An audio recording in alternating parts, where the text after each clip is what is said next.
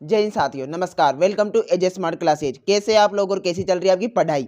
तो आज कक्षा 10 के लिए मैं लेकर आया हूं पार्ट 1 रासायनिक अभिक्रियाएं एवं समीकरण का बहुत ही शानदार वीडियो। हाँ साथियों, आज का वीडियो कक्षा 10 के लिए काफ़ी ज़्यादा इंपॉर्टेंट है, क्योंकि जो आपका फर्स्ट अध्याय है वह 5 नंबर का है साथियों। यानी बोर्ड परीक्षा 2023 में कितने नंबर का आएगा आपका ये पार्ट, 5 अंक का। और इस पार्ट को मैं आज इस तरीके से आपको समझाऊंगा। इस पार्ट के आज मैं आपको ऐसे ऐसे क्वेश्चन कराऊंगा साथियों, जिनके बोर्ड एग्जाम में आने के काफ़ी ज़्यादा चांस है। और मान लीजिए सभी प्रश्न काफ़ी ज़्यादा इंपॉर्टेंट है, और मैंने आपके लिए इस वीडियो में रखे हैं पूरे 40 प्रश्न। कितने साथियों? 40 प्रश्न। अगर आप ये 40 प्रश्न इस पार्ट से अच्छे तरीके से कर लेंगे ना, तो पार्ट पढ़ने की कोई आवश्यकता नहीं है, क्योंकि सभी जो पार्ट में सारे टॉपिक है मैंने इसमें कवर कर लिए हैं। और क्वेश्चन किस प्रकार के आएंगे, कितने नंबर के आएंगे, सारी जानकारी आपको इस वीडियो में मिलेगी। इसलिए वीडियो को लास्ट तक देखना है, बिल्कुल भी स्किप नहीं करना है। मैं आपको गारंटी देता हूं साथियों कि बहुत अच्छे नंबर आएंगे आपकी बोर्ड परीक्षा में, और इस पार्ट से एक भी आपका क्वेश्चन नहीं छूटेगा।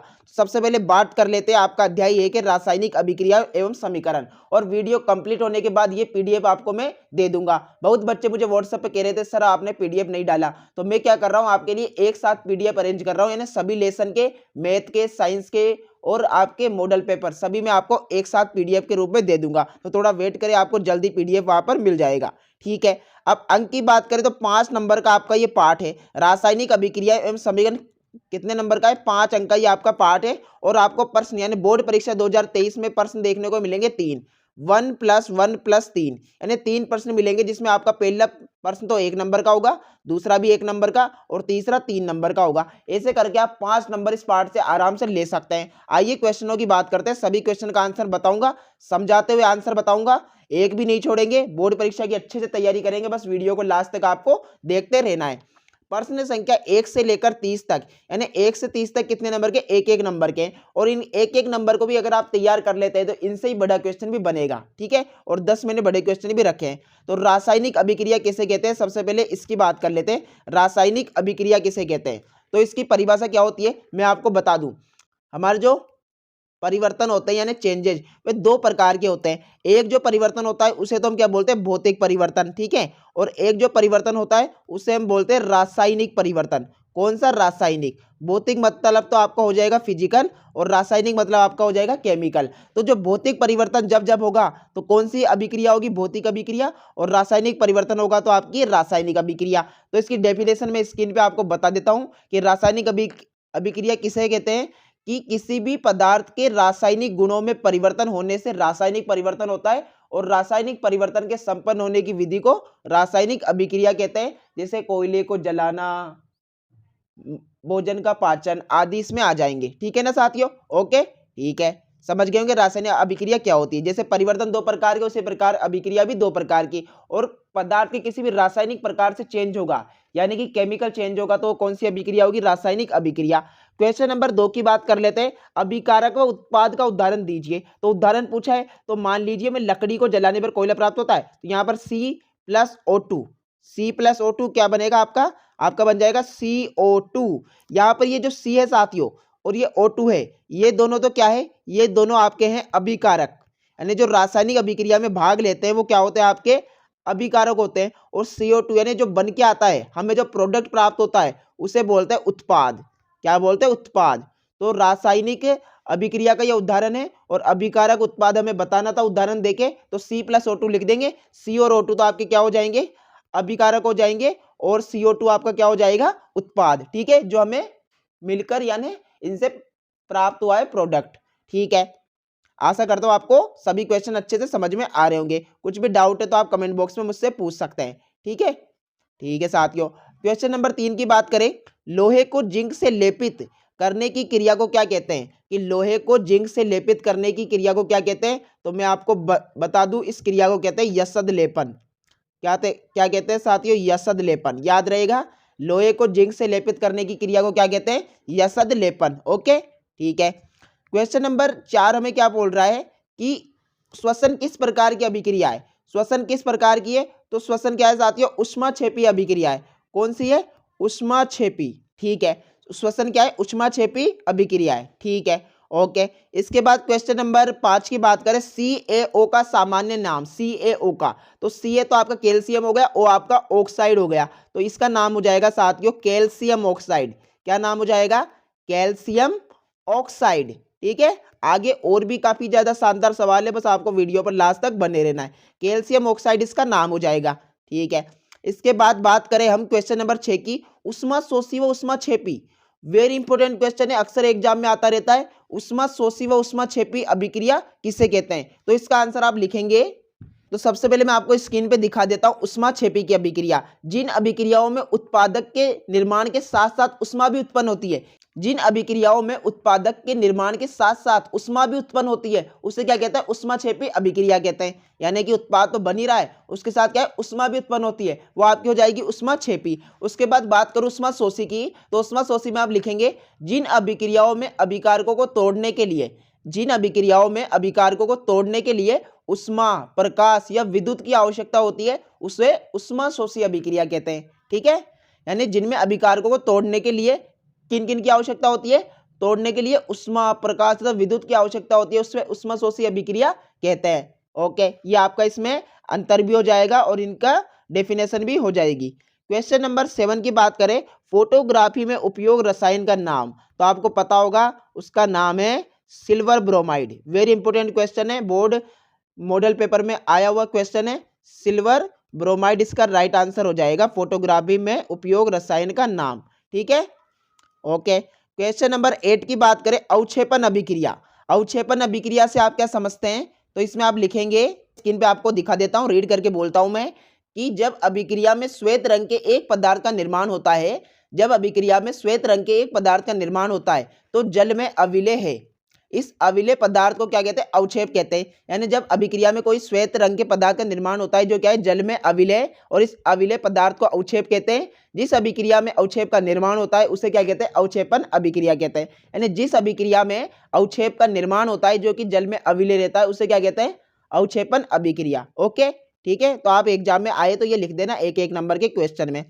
इसके बाद वेरी इंपॉर्टेंट क्वेश्चन है साथियों, इसे भी आप देखें, ए और बी का नाम लिखिए। ये हमें कोई अभिक्रिया दे रखी है, यहाँ पर हमें ए और बी का नाम बताना है कि ए की जगह तो क्या आएगा और बी की जगह क्या आएगा। तो साथियों यहाँ पर जो ए है, आपने ये अभिक्रिया प्रकाश संश्लेषण में देखी होगी, यहाँ पर ए है, उसकी जगह तो आपका आ जाएगा सूर्य का प्रकाश। क्या आ जाएगा? सूर्य प्रकाश बोल लीजिए, सूर्य का प्रकाश। ठीक है, तो ए का नाम तो हो जाएगा सूर्य का प्रकाश, और बी का नाम मैं आपको बताऊं तो बी का नाम हो जाएगा क्लोरोफिल। क्या हो जाएगा? क्लोरोफिल, जो कि पत्ती के हरे रंग में सहायक होता है। ठीक है ना, तो क्लोरोफिल हो जाएगा और इसमें हो जाएगा सूर्य का प्रकाश। ओके, ठीक है, आशा करता हूं आप समझ गए होंगे। क्वेश्चन नंबर 10 की बात करें, जल का विद्युत अपघटन करने पर कौन सी गैस प्राप्त होती है? आपको बता ही देते हैं, जैसे ये है जल H2O, इसका विद्युत अपघटन यानी तीर के ऊपर क्या है, इसमें विद्युत धारा प्रवाहित करेंगे तो एक तो टूट जाएगा H2 में और एक ये टूट जाएगा O2 में। तो कौन कौन सी गैस प्राप्त हुई? एक तो हाइड्रोजन गैस और एक ऑक्सीजन गैस। ठीक है ना, ये संतुलित नहीं है, असंतुलित है, बस मैं आपको यहाँ समझा रहा हूँ कि कौन कौन सी गैस प्राप्त हुई, हाइड्रोजन गैस और ऑक्सीजन गैस। तो इसमें आपका ये राइट आंसर हो जाएगा। ठीक है, ओके, आगे और भी ज्यादा इंपॉर्टेंट सवाल है, बस आपको लास्ट तक वीडियो पर बने रहना है, उसके बाद ये पीडीएफ आपको मिल जाएगा, आप चाहे तो इसकी और भी प्रैक्टिस कर लेना। ठीक है, विकृत गंधिता को समझाइए। तो विकृत गंधिता को मैं आपको समझाऊं तो सिंपल भाषा में समझाऊं तो साथियों, जिस वजह से जो हमारा खाना खराब होता है, यानी रखा हुआ खाना, मान लीजिए हमने रात को जो सब्जी बनाई वो सुबह कहते हैं ना खराब हो गई, तो वह विकृत गंधिता के कारण होती है। इसकी डेफिनेशन आप लिख देंगे, वसायुक्त अथवा तेलीय खाद्य सामग्री जब लंबे समय तक रखा जाता है, वसायुक्त तथा तेलीय खाद्य सामग्री को जब लंबे समय तक रखा जाता है तब उसका स्वाद या गंध बदल जाती है। उपचयित होने पर तेल एवं वसा विकृत गंधित हो जाते हैं तथा उनके स्वाद या गंध बदल जाते हैं, इसका कारण विकृत गंधिता होती है। ठीक है, तो ये डेफिनेशन आप लिख देंगे। ओके, इसके बाद नेक्स्ट क्वेश्चन की बात करें, अपचयन व उपचयन को समझाइए। वेरी इंपॉर्टेंट क्वेश्चन है, शानदार क्वेश्चन है। अपचयन व उपचयन, पहले जो उपचयन था साथियों, इसे जो आरबीएससी की बुक थी उसमें इसे ऑक्सीकरण भी कहा था। क्या कहा था? ऑक्सीकरण। तो अगर ऑक्सीकरण नाम आए तो आप क्या याद रखेंगे? उपचयन को कहा जाता है, और ये तो अपचयन रहता ही है। तो अपचयन व उपचयन, सबसे पहले मैं आपको यहाँ पर इस प्रकार से अंतर बता देता हूँ। यहाँ पर तो जो क्या है, सबसे पहले आप यहाँ पर लिख देंगे अपचयन का। तो अपचयन में आप क्या लिखेंगे? जब किसी पदार्थ में ऑक्सीजन का ह्रास होता है, ऑक्सीजन का क्या हो रहा है? ह्रास हो रहा है। और जब किसी पदार्थ में हाइड्रोजन की वृद्धि होती है तो इसमें तो क्या हो रहा है? ऑक्सीजन का तो ह्रास हो रहा है, यानी ऑक्सीजन कम हो रहा है, हाइड्रोजन की वृद्धि हो रही है। और उपचयन में आप यहां पर लिखेंगे कि जब किसी पदार्थ में ऑक्सीजन की वृद्धि होती है और हाइड्रोजन का ह्रास होता है। ठीक है, तो दोनों एक दूसरे के विपरीत है, आप यहां से लिख सकते हैं। मैंने आपको एकदम बिल्कुल सटीक आंसर बता दिया।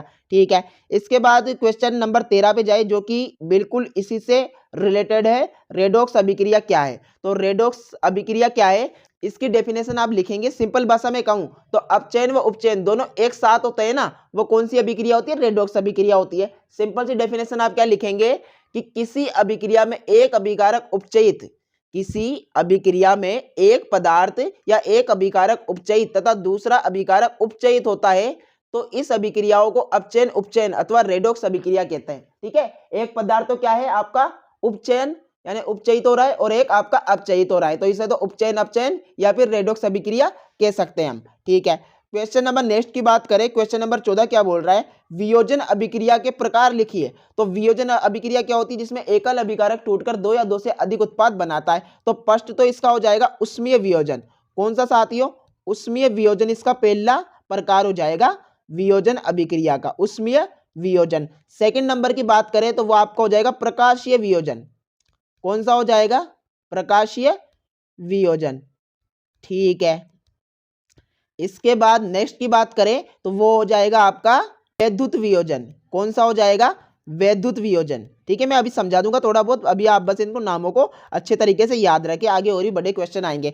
उसमें वियोजन यानी वियोजन अभिक्रिया तो क्या होती है? दो क्या साथियों? एक अभिकारक टूटकर दो या दो से अधिक उत्पाद बनाता है। तो टूटेगा, तो टूटने के लिए अगर उष्मा की आवश्यकता हो रही है तो उष्मीय वियोजन, अगर तोड़ने के लिए प्रकाश की आवश्यकता हो रही है तो प्रकाशीय वियोजन, और तोड़ने के लिए विद्युत की आवश्यकता हो रही है तो वैद्युत वियोजन। समझ में आया? बहुत ही सिंपल था ना, कोई कठिन नहीं लेना, हमें लोड लेना ही नहीं है दिमाग पर, बस रिलैक्स होकर अच्छे तरीके से पढ़ना है, तो ये छोटी मोटी चीजें हमारी क्लियर होते चलेगी। ठीक है साथियों, ओके। रासायनिक अभिक्रिया के प्रेक्षण लिखिए, यानी प्रेक्षण यानी रासायनिक अभिक्रिया में क्या क्या प्रेक्षण हो सकते हैं। तो इसमें आप लिखेंगे, सबसे फर्स्ट इसका प्रेक्षण बताऊं तो वो क्या होता है? अवस्था में परिवर्तन होता है। सबसे पहले क्या होगा? अवस्था में, यानी ठोस से लिक्विड भी हो सकती है और लिक्विड से सॉलिड, ठोस, द्रव कुछ भी हो सकती है। तो एक तो होता है अवस्था में परिवर्तन। ठीक है, अवस्था परिवर्तन में यहां पर लिख देता हूं, आप समझ जाना। ठीक है ना, उसके बाद दूसरा क्या हो सकता है? रंग में परिवर्तन हो सकता है। रंग में क्या हो सकता है? परिवर्तन, चेंज हो सकता है साथियों, रंग भी। तो ये हो गया दूसरा प्रेक्षण। तीसरे प्रेक्षण की बात करें तो गैस का उत्सर्जन, गैस का निकलना भी लिख सकते हैं ना, गैस का निकलना, तो गैस भी इसमें निकल सकती है, जैसे वहां पर निकल रहे थे हाइड्रोजन और ऑक्सीजन वैसे। और चौथा आपका हो जाएगा ताप में परिवर्तन, यानी टेम्परेचर क्या हो जाता है? चेंज हो जाता है। तो ताप में परिवर्तन भी इसका एकदम अच्छा सा प्रेक्षण हो जाएगा। ठीक है साथियों, ओके, समझ गए? अवस्था में परिवर्तन, ठोस, द्रव, गैस कुछ भी हो सकता है। रंग में परिवर्तन, कोई सा भी रंग हो सकता है। गैस का निकलना या उत्सर्जन, और ताप में परिवर्तन, तो ये रासायनिक अभिक्रिया के आपके प्रेक्षण हो जाएंगे। ठीक है, इसके बाद क्वेश्चन नंबर 16 की बात करें, रासायनिक समीकरण किसे कहते हैं? तो अगर मैं बोलूं सिंपल भाषा में आपको कि कोयले को जलाने पर कार्बन डाइऑक्साइड गैस निकलती है, और उससे मैं लिख दूं C+O2, क्या हुआ? CO2। तो ये जो चीज मैंने लिखी है ना, ये क्या है? समीकरण है। और वो बोली थी, वो क्या था? शब्द समीकरण था। अगर मैं इसे लिखूं कि कोयले को जलाने पर इस प्रकार से ये गैस प्राप्त होती है, तो वो शब्द समीकरण है। और ये चीज क्या है? ये रासायनिक समीकरण है। क्या है साथियों? रासायनिक समीकरण। ओके, ठीक है ना। तो इसकी डेफिनेशन में आपको बता दूं रासायनिक समीकरण की, तो आप इसमें लिखना, रासायनिक अभिक्रिया को रासायनिक सूत्र में लिखा जाता है। रासायनिक अभिक्रिया को रासायनिक सूत्र में लिखा जाता है तो उसे रासायनिक समीकरण कहते हैं। सिंपल सी लिख देना एक नंबर के क्वेश्चन में। ओके, क्वेश्चन नंबर 17 की बात करें, 17 की, तो वह क्या बोल रहा है देख लेते हैं। चांदी काली व तांबा हरा किस कारण होता है? चांदी काली व तांबा हरा किस कारण होता है? तो इसका सटीक सा आंसर हो जाएगा संक्षारण के कारण। किसके कारण? संक्षारण। अब जिन बच्चों ने चैप्टर पढ़ा है उनको तो पता होगा संक्षारण क्या होता है, और जिन्होंने पढ़ा ही नहीं है उनको क्या पता होगा। तो मैं आपको बता दूं संक्षारण क्या होता है। यहाँ पे संक्षारक लिख दिया, तो मैं थोड़ा इसको साफ कर देता हूं। संक्षारण है आपकी, है ना, आपकी बुक में ये संक्षारण दे रखा है। ओके, ठीक है। तो संक्षारण क्या होता है? तो जब भी कोई भी वस्तु अम्ल आदि के प्रभाव में आने से, यानी वायु की उपस्थिति में जो अम्ल होता है उसके प्रभाव में आने से उसका संचारण होना, यानी कि वो नष्ट होने लग जाती है, खराब होने लग जाती है, तो वो क्या होता है? संचारण होता है। चांदी काली पड़ने लग जाती है और तांबा हरा, तो इसका पर राइट आंसर हो जाएगा संचारण के कारण। ठीक है। क्वेश्चन नंबर 18 की बात करें, 18 की, रासायनिक अभिक्रिया में समीकरण को संतुलित क्यों किया जाता है। वेरी इंपॉर्टेंट क्वेश्चन है कि करना ही क्यों है संतुलित, बिना संतुलित करे भी तो चला सकते हैं ना, तो क्यों करना है रासायनिक समीकरण को संतुलित। तो इसका आपका राइट आंसर हो जाएगा, आपने कक्षा 9th में पढ़ा होगा कि एक था द्रव्यमान संरक्षण का नियम। कौन सा? द्रव्यमान संरक्षण का नियम था जो एक महान वैज्ञानिक ने दिया था। उसके अनुसार क्या था? संरक्षण का नियम, पहले नाम लिख देता हूं मैं, द्रव्यमान संरक्षण का नियम।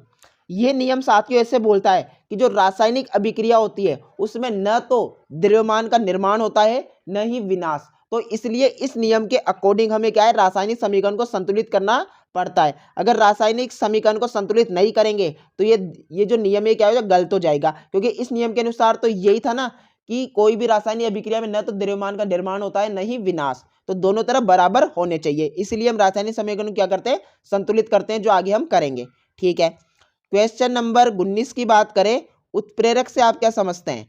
तो उत्प्रेरक क्या होते हैं साथियों, पता होगा आपको, वेरी इंपॉर्टेंट क्वेश्चन है। तो उत्प्रेरक क्या होते हैं, सिंपल भाषा में बताऊं, मान लीजिए साथियों जो रासायनिक अभिक्रिया होती है आपको वो जल्दी करानी है, यानी शीघ्र करानी है, तो आप किसका यूज करेंगे, उत्प्रेरक का। और ये भी होता है कि आपको रासायनिक अभिक्रिया धीरे धीरे करवानी है, बहुत आराम से, तो भी आप किसका यूज करेंगे, तो भी आप उत्प्रेरक का। तो ये क्या है, जो रासायनिक अभिक्रिया के वेग को बढ़ा दे या घटा दे वो क्या होते हैं, उत्प्रेरक कहलाते हैं। ठीक है। जो रासायनिक अभिक्रिया के वेग को या तो बढ़ा दे या तो जल्दी करवा दे या फिर आराम से करवाए, वो कौन होते हैं, वो उत्प्रेरक होते हैं। तो ये डेफिनेशन आप लिख देंगे। ठीक है साथियों। उसके बाद क्वेश्चन नंबर 20 है, संचारण को उदाहरण देकर समझाइए। तो संचारण को उदाहरण देकर समझाना, वैसे मैंने ऊपर बता दिया था, उदाहरण तो क्वेश्चन में आया था कि चांदी का तो काली पड़ना और तांबे का हरा पड़ना, ये इसका उदाहरण हो गया। और संचारण की सटीक सी डेफिनेशन में आपको बता दूं, तो संचारण की सटीक सी प्यारी सी डेफिनेशन आप लिखेंगे, जब कोई धातु अपने आसपास अम्ल आर्द्रता आदि के संपर्क में आती है, जब कोई धातु अपने आसपास अम्ल आर्द्रता आदि के संपर्क में आती है तब ये संचारित होती है और इस प्रक्रिया को संचारण कहते हैं। ठीक है। इस प्रक्रिया को क्या कहते हैं, संचारण। चांदी के ऊपर काली परत व तांबे के ऊपर हरी परत चढ़ना संचारण के उदाहरण है। ठीक है साथियों, इसके उदाहरण भी हो जाएंगे। 20 क्वेश्चन हमने कर लिए हैं। आगे साथियों ये जो Pb प्लस CuCl2 हमें दे रखा है, यहाँ पर ये पूछा है किस प्रकार की अभिक्रिया है। तो यहाँ पर देखो, ये Pb जो आपका शीशा होता है, ये यहाँ पर जो कॉपर था ना साथियों, इसको विस्थापित करके ये Cl यानी क्लोरीन के साथ आ गई, मतलब यहाँ से Cu इसको तो क्रॉस कर दिया और खुद इसके साथ जाकर बैठ गई। तो इस प्रकार से कौन सी अभिक्रिया हो गई, विस्थापित किया ना, तो आपके सिंपल सी हो जाएगी विस्थापन अभिक्रिया। कौन सी, विस्थापन, जिसमें अधिक क्रियाशील तत्व कम क्रियाशील तत्व को विस्थापित कर देता है। ओके। ठीक है। क्वेश्चन नंबर 22 की बात करें, उष्मीय वियोजन किसे कहते हैं। तो आप सिंपल सा इसमें लिख देंगे कि उष्मा के द्वारा किसी भी पदार्थ को तोड़ना, यानी उष्मा के द्वारा क्या है, उष्मा के द्वारा वियोजन होना। उष्मा के द्वारा वियोजन, उष्मा के द्वारा जब भी वियोजन होगा यानी कोई भी पदार्थ टूटेगा तो वह कौन सी अभिक्रिया होगी, उष्मीय वियोजन होगी। ठीक है। इसका उदाहरण मैं आपको यहाँ पर बताऊं तो यहाँ पर देखना आप, CaCO3 है ना, ये हमारे पास है, तो अगर इसमें उष्मा देंगे ना हम तो ये आपका टूट जाएगा CaO प्लस CO2 में। ठीक है। तो ये आप इसमें उदाहरण भी लिख देंगे, वैसे इसमें पूछा नहीं था। इसके बाद क्वेश्चन नंबर 23 की बात करें, मैग्नीशियम रिबन को वायु पे जलाने पर क्या बनता है। वेरी इंपॉर्टेंट क्वेश्चन है, बोर्ड एग्जाम में आया हुआ क्वेश्चन है कि मैग्नीशियम रिबन को वायु में जलाने पर क्या बनता है। तो सिंपल सा है, धातु है साथियों, तो क्या बनेगा, ये बनेगा आपका धातु ऑक्साइड, जिसे हम क्या बोलेंगे, मैग्नीशियम ऑक्साइड। क्या बनेगा, मैग्नीशियम ऑक्साइड। ठीक है।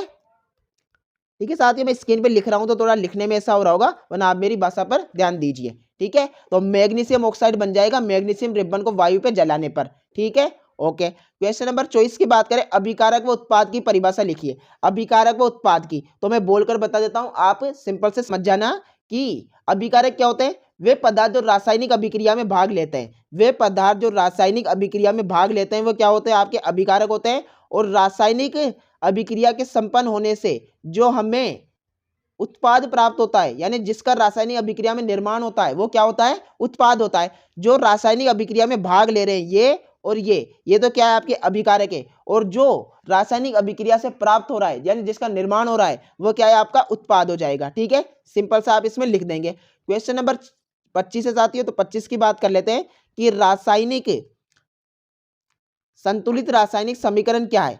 संतुलित रासायनिक समीकरण क्या है, तो आप इसमें लिख देंगे। आप इसमें साथियों मैं आपको बताऊं, जैसे उदाहरण देके बताऊं तो H2O मैंने यहाँ पर लिख लिया। वैसे ही क्या होता है साथियों, H2 प्लस O2 में टूट जाता है, ठीक है। H2 मतलब O2 में टूट जाता है। तो यहाँ पर देखिए ऑक्सीजन कितना है, 1 है, और यहाँ पर कितने 2 है। तो मैं अगर यहाँ पे 2 लगा दूं, यहाँ पर 2 लगा दूं, तो ये 2 है ना, सभी से क्या हो जाएगा, गुणा हो जाएगा इस प्रकार से। तो O भी कितने हो गए, 2 हो गए। तो ये वाला तो सही हो गया। लेकिन यहाँ पर देखो H2 कितने, यहाँ पर आप ही बताइए कितने, 2 है ना।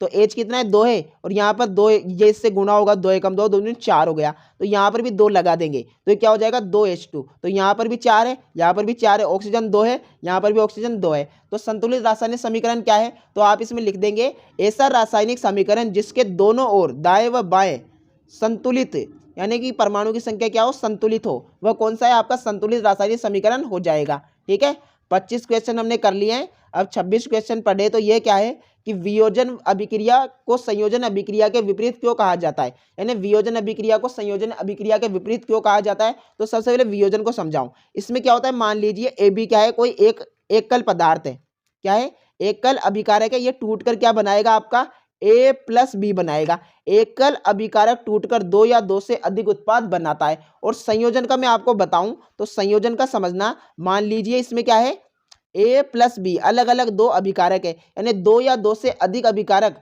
जुड़कर क्या बनाते हैं, एकल उत्पाद बनाते हैं। क्या बनाते हैं, एकल उत्पाद। तो वह कौन सी अभिक्रिया होती है, संयोजन अभिक्रिया। तो अब आप खुद ही देख सकते हैं कि विपरीत क्यों क्या आ जाता है। यहां पर तो एकल टूटकर 2 या 2 से अधिक, यहां पर 2 या 2 से अधिक जुड़कर क्या बनाते हैं, एकल बनाते हैं। तो इस प्रकार संयोजन अभिक्रिया और वियोजन अभिक्रिया क्या है, एक दूसरे के विपरीत है। ठीक है, तो आप इसमें इस तरीके से समझा देना। मैं आपको बोल के बता देता हूं कि वियोजन अभिक्रिया क्या है, जिसमें एकल अभिकारक टूटकर 2 या 2 से अधिक उत्पाद बनाता है, और संयोजन अभिक्रिया में 2 या 2 से अधिक अभिकारक जुड़कर एकल उत्पाद बनाते हैं। ठीक है, हो जाएगा सिंपल सा। ठीक है, आशा करता हूं आप समझ रहे होंगे। और यहां तक आपने वीडियो देखा है ना, तो मैं समझ सकता हूं आप अपनी पढ़ाई के प्रति फुल जिम्मेदार है। आप अच्छे नंबर लाना चाहते हैं बोर्ड परीक्षा में, तो पढ़ते रहिए साथियों, जरूर आएंगे। मेहनत करने वालों पे तो भगवान भी खुश होता है साथियों। तो वह आपकी इच्छा जरूर पूरी करेगा, आपके अच्छे नंबर जरूर आएंगे बोर्ड परीक्षा में, बस आपको मेहनत करनी है। क्वेश्चन नंबर 27 है, हिट एंड ट्रायल विधि क्या है। हिट एंड ट्रायल विधि क्या है, तो रासायनिक समीकरण को जो संतुलित करते हैं ना, रासायनिक समीकरण को संतुलित करने की विधि है। क्या है, रासायनिक जो समीकरण है ना, जिसे हम संतुलित किया था ना अभी H2O को, तो क्या है, इस प्रकार जो संतुलित करते हैं ना, तो रासायनिक समीकरण को संतुलित करने की विधि को क्या कहा जाता है, हिट एंड ट्रायल विधि। ठीक है, रासायनिक समीकरण को संतुलित करने की विधि को हिट एंड ट्रायल विधि कहा जाता है। ओके, क्वेश्चन नंबर नेक्स्ट की बात करें, ढांचागत रासायनिक समीकरण किसे कहते हैं। ढांचागत रासायनिक समीकरण किसे कहते हैं, तो किसे कहते हैं, तो ऐसी रासायनिक अभिक्रिया साथियों जिसमें क्या है, जैसे मैं यहाँ पे उदाहरण लेके बताऊं, H2O है, ये क्या है, टूटेगा H2 प्लस O2 में। अब बताइए यहाँ पर ये संतुलित है क्या, यहाँ पर 2 है, यहाँ पर भी 2 है, यहाँ ऑक्सीजन 2 है, यहाँ पर एक ही ऑक्सीजन है, तो ये संतुलित नहीं है। तो ऐसी रासायनिक अभिक्रिया जो संतुलित नहीं होती है वो क्या कहलाती है, आपके ढांचागत रासायनिक अभिक्रिया कहलाती है। ऐसी रासायनिक अभिक्रिया जिसमें परमाणु की संख्या क्या है, संतुलित नहीं है, वह कौन सी अभिक्रिया कहलाती है, ढांचागत रासायनिक समीकरण। ठीक है, अभिक्रिया भी कह सकते हैं। ओके, क्वेश्चन नंबर 29 की बात करें, विस्थापन व द्विविस्थापन अभिक्रिया में अंतर। तो आपने पढ़ा होगा विस्थापन में क्या होता है साथियों, अधिक क्रियाशील तत्व कम क्रियाशील तत्वों को विस्थापित कर देता है। और द्विविस्थापन में क्या होता है कि जो अभिक्रियाएं हैं उनमें अभिकारकों के बीच के आयनों का आदान प्रदान होता है। द्विविस्थापन में क्या होता है, जो आयन होते हैं आपके आयन, उनका क्या होता है, आदान प्रदान होता है। ठीक है, और विस्थापन में तो अधिक क्रियाशील तत्व कम क्रियाशील तत्व को विस्थापित कर लेता है। तो आप दोनों बातें लिख देंगे तो अंतर हो जाएगा। ठीक है, इसके बाद क्वेश्चन नंबर 30 क्या बोल रहा है कि लोहे की वस्तुओं को हम पेंट क्यों करते हैं। तो लोहे की वस्तुओं को हम पेंट इसलिए करते हैं कि उनकी ऊपरी परत ढक जाएगी तो क्या है, जंग नहीं लगेगा उन पर, क्या है, जंग से बचाने के लिए उपाय करते हैं, ताकि वो वायु के संपर्क में नहीं आएंगे तो क्या होगा, उन पर जंग नहीं लगेगा। ओके, ठीक है। इसके बाद यहाँ पर लिखा है, यहाँ से सभी प्रश्न क्या है, 3-3 नंबर के। तो मैं आपको बता देता हूँ, वैसे तो लगभग आ ही जाएंगे आपको सारे, फिर भी ना आए तो आप मुझसे पूछ लेना। आप देख सकते हैं इस प्रकार के मैंने उपचयन अपचयन अभिक्रिया बताओ, रासायनिक समीकरण लिखने के चरण, है ना, ये सब। तो इस प्रकार से 40 क्वेश्चन है, तो आप इनको कर लीजिएगा। आपको पीडीएफ मेरे द्वारा दे दिया जाएगा। पीडीएफ कैसे मिलेगा उसकी बात कर लेते हैं। तो आपको क्या करना है, डिस्क्रिप्शन ओपन करना है, वहां पर लिखा होगा पीडीएफ प्राप्त करें या व्हाट्सएप ग्रुप में जुड़े, तो लिंक पर क्लिक करना, व्हाट्सएप ग्रुप में ऐड हो जाना, वहां पर आपको पीडीएफ हमारे द्वारा दे दिया जाएगा। और यही नहीं, ये जो पार्ट है उसका तो पीडीएफ मिलेगा ही, साथ में जो आपके अन्य चैप्टर है विज्ञान के और गणित के चैप्टर है, सभी चैप्टरों के आपको वहां पर पीडीएफ हमारे द्वारा दे दिया जाएगा। ठीक है साथियों, तो मेरा नाम है अजय कुमार, ये मेरे मोबाइल नंबर है, आपको यहाँ पर दिखाई दे रहे होंगे, नहीं दिखाई दे रहे तो मैं आपको स्क्रीन पे यहाँ पर दिखा देता हूँ। किसी प्रकार की कोई भी समस्या हो तो आप मुझे कॉल करके पूछ सकते हैं। और हमारे चैनल है साथियों एजे स्मार्ट क्लासेज और एजे साइंस सेंटर। एजे स्मार्ट क्लासेज पे तो आप वीडियो देख रहे हैं, साइंस सेंटर की लिंक आपको डिस्क्रिप्शन मिल जाएगी, वहाँ से आप इस चैनल को भी सब्सक्राइब कर सकते हैं। यहाँ पर भी हम साइंस के इंपॉर्टेंट जो टॉपिक होते हैं आपके हृदय के, मानव सर्जन तंत्र, जनन तंत्र, वैसे जो मोस्ट इंपोर्टेंट टॉपिक है उनको हम करवाते हैं। ठीक है ना, तो धन्यवाद, जय हिंद, जय भारत। वीडियो पसंद है तो वीडियो को लाइक, चैनल को सब्सक्राइब।